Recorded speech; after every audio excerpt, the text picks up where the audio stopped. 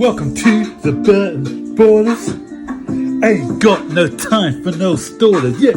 We are the risers, we're not the fallers. Our channel is growing wider and taller. Yeah, we're here to give you the news about your dear beloved Blues, yeah. So if you like this YouTube channel, like, subscribe and turn on that bell. Yeah.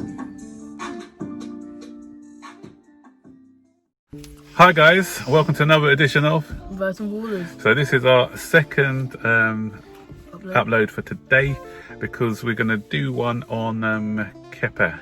But before we get into the second upload of the day, because we're going to do one on Kepa, don't forget to like this video, subscribe to the channel and turn on all post notifications so you'll be notified when we make a video. Share this video and comment down below. Yeah. So in a lot of reports coming out today that Lampard is very unhappy with keeper Kepa, and I don't think we're going to keep him for next season. Yeah, so we have to try and get him out on loan or somewhere, but he's not going to be around next season. If he is, he's going to be on the bench somewhere. So it's quite telling today, Zane. In Frank Lampard's press conference, someone mentioned about Kepa and whether he was at fault for a lot of our goals. And usually, you know what, most managers would usually defend their players, wouldn't they? So they'll usually, you know, even if they don't mean, they'll do something to defend the players, just to keep their confidence up. But what Frank Lampard didn't even defend him today. He just went all savage. Yeah, he didn't defend it. He just said, "I'm not here to talk about Kepa or any of our other players." You are here because he's your player, so you can talk about him. But he said, "I'm just interested in what goes on between now and the end of the season." So the fact that he didn't defend Kepa, I think for me that speaks volumes. That he's had enough. He doesn't want to say the wrong things. And he didn't say things like, "I've got every confidence in Kepa, he's just going through a bad spell," you know, like most keepers would do. The keepers? Most managers would do. I'm with Kepa, yeah. Most managers would do, but you know what?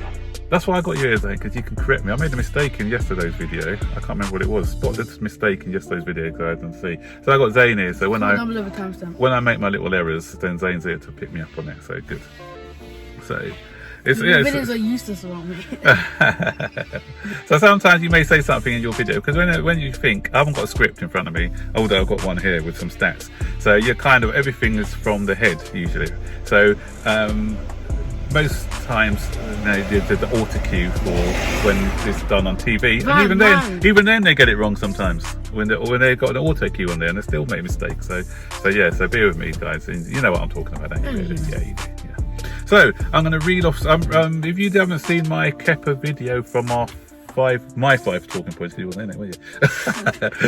From the 5 talking points video from yesterday, then you would realise that I reeled off some stats, but I missed out on some stats, obviously because I didn't want to keep that video too long. So today I'm going to bring you some more startling stats concerning Kepa. I'll let you do the first one, Zane. So can you just reel off that stat? Kepa's conceded 8.1% of all Chelsea's Premier League goals, 28 seasons conceded. Yeah, so we've had 28 seasons of Premier League football, and in just 2 seasons, Kepa has conceded 8% of all the goals that we've conceded in the 28 seasons. 28, wait. 8% of all the goals, and he's done it in 2 seasons. 28 seasons? We've had 28 seasons in the Premier League. 28 years? Yeah. And he's conceded... In 2 years, he's done 28 years worth. No, not 28 years made for mistakes. No, you're getting it wrong. He's conceded 8% of all the goals that Chelsea have ever conceded. Ever? In the Premier League in 28 years. Yeah, 8%. 8%? Yeah. So this season, how many goals did he... No, in 2 seasons, how many goals did he conceded? 69. 86. 86 goals conceded in 69 matches. Yeah. 86 goals, that's nearly 100 goals, and that's not even 2 seasons. That's ridiculous. So this season, I'm still trying to wrap my head around that. So 8% of it was his. Yeah. His conceded. Yeah. It's starting, isn't it? That bad. And he's conceded 54 goals this season, Zane. And if he concedes 2 more goals this season, if he play, he's not going to play probably. I can't see him playing on Sunday anyway. But if he had played on Sunday and he conceded 2 more goals, he'll break an unwanted record that was set by a goalkeeper we had, a Russian goalkeeper called Dmitry Karin. And I know him. I think I know him. The one who hasn't kept a clean sheet like. And yeah, Dimitri Karin, he conceded 56 goals in our season. I think we finished about 13th there. I think it was on that Glenn Hoddle or something. And Wait, but has any other goalkeeper, apart from Chelsea goalkeeper, done more than that? oh yeah. Remember, Things conceded 75 goals this season already, isn't it? Norwich, yeah. So, bearing in mind, let's put this into context for you as well, guys. If we put this into context, our defence. Our defence of 2005-06, Zane, how many goals do you think they conceded all season? 2005-06. Yeah. Who was in goal? Petr Cech was in goal. Well, But we had a strong defence as well. I'm only blaming Kepa, by the way. There's not a Kepa bash because it's the defenders in front of him have got to take their share of the blame as well. 23. Less. 17. Less. 6. More. 9. 6. 9. No, up. 13. More. 15. Yeah. 15 goals conceded that season. 15. When you think. What's less than Alisson? Yeah, Alisson. Everyone's talking about Alisson earlier on this season, but Liverpool's conceded 34 goals this season. But he wasn't in goal for all of those, but yeah. Can't believe it. But you know what? Zane, here's some stats to startle you. Yeah.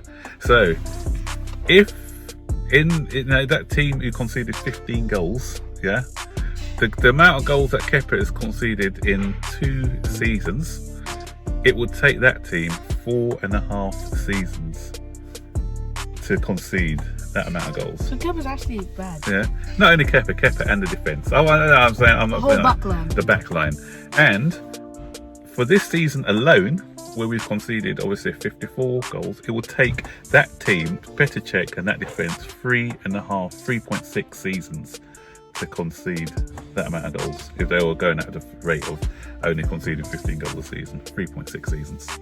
Look, first of all, I was trying to defend Kepa. all I could, I just tried. But now I'm just. Yeah, so doesn't there's no case for the defence, get it? No case for the... Right, so... Now, at least I did a better job at defending than the goal. Yeah, you defended him better than he defends himself, I think. So, if we compare him with Alisson, because obviously Alisson was one we should have got. I'm still not happy about not getting him. So, he's had 66 appearances and he's kept 34 clean sheets. Whereas Kepa's had 69 appearances, so 3 more than Alisson that time, and he's only kept 22 clean sheets. Yeah, so Alisson's kept 12 more clean sheets in 3 less games. So obviously, in the papers today, they were saying that we're going to be after a goalkeeper who's experienced, and so we can sort of improve our backline. So let's just quickly go through these goalkeepers. I'm going to be really quick. I'm not going to go through the great detail. I'm just going to go through their age, their height, and the probability of us getting him. So let's do the first one. Zane Oblak is. Oblak. He's 27 years of age.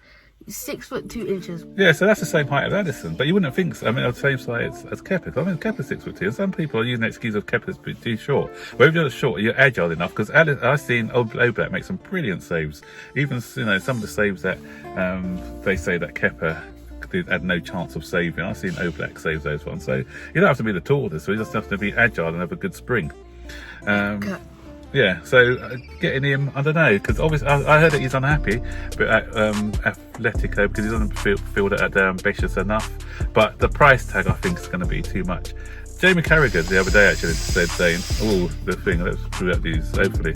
Oh, the drilling, they stop now. Yeah, so he said that, to move forward, Chelsea needs to get someone of that fit. I believe that. I think 120 million or 107 million pounds, I think it is, 120 million euro.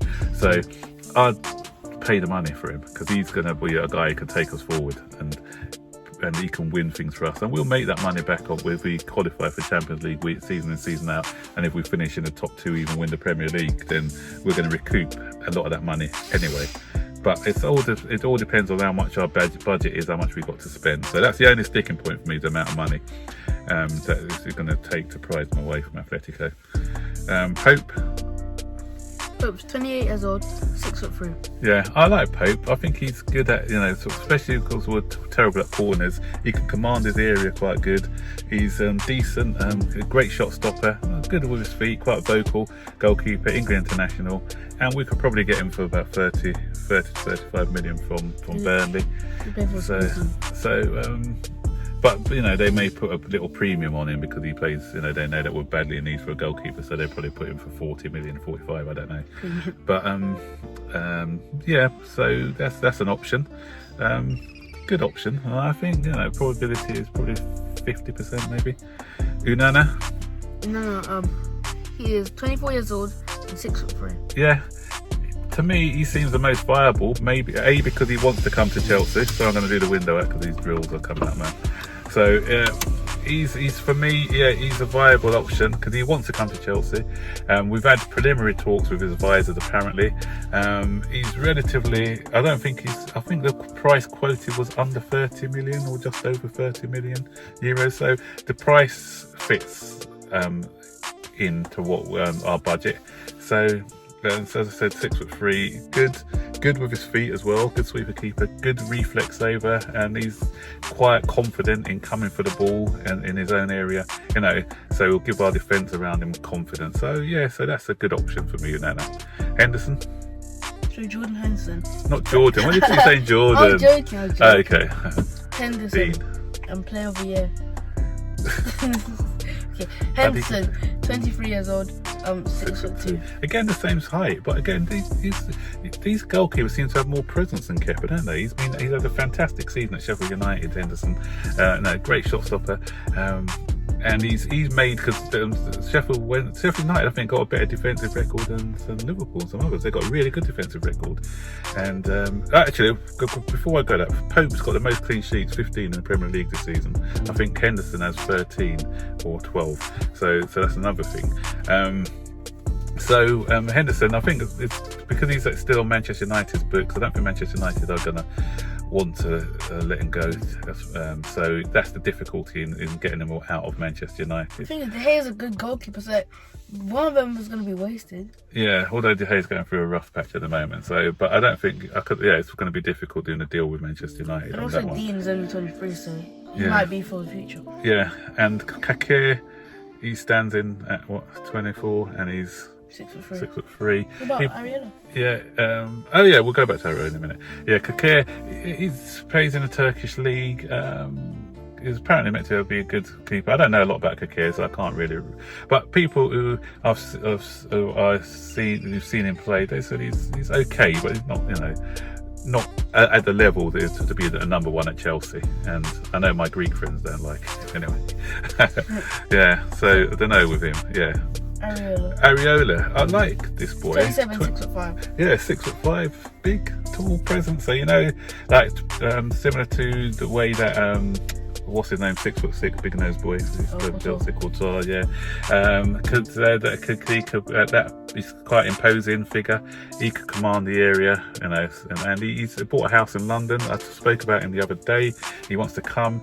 His price would be relatively cheap. He's played in PSG, who are a big club, so he's used to playing for a big club. So, and he's got that presence. He's a France international as well. So yeah, he's got the pedigree to play here. So yeah, not a bad option as well. So he's one I wouldn't turn my nose up on. And finally, Stegen. Yeah. 28 and 6'2". 26'2". Like a lot of Germans now, great sweeper keeper like Oliver Neu. He's Oliver. Like not Oliver, Manuel Neuer. Yeah, I think Oliver Kahn used to play for them years ago for Germany. So he's another. I don't think he's going to be an option. They're talking about getting him swapped because I think, as I said before, he's just looking up for a new contract at Barcelona. I don't see him leaving Barcelona. And they're talking about a swap for Kepa. Why would Barcelona take Kepa for Ter Stegen? Doesn't add up to me. So for that one, I wouldn't put that as a high odd. So the options are there. We do know we're looking for a goalkeeper. I've named 6 goalkeepers there. Which one would you choose out of the ones that we've chosen, which we've looked at? Which one would be your preferred goalkeeper, or would you stick with Kepa? I don't know. So let us know. So too long here. So Zane, like this video, subscribe to the channel, turn on all post notifications. So be next time I make a video. You can rate what you think in the comments. Yeah, so yeah, let us know what your thoughts and opinions on this one. Yeah, sorry for going on a bit. I wanted it to be a bit shorter, but yeah, I was trying to talk fast, but it didn't happen. Okay, take care, guys. Bye. Bye.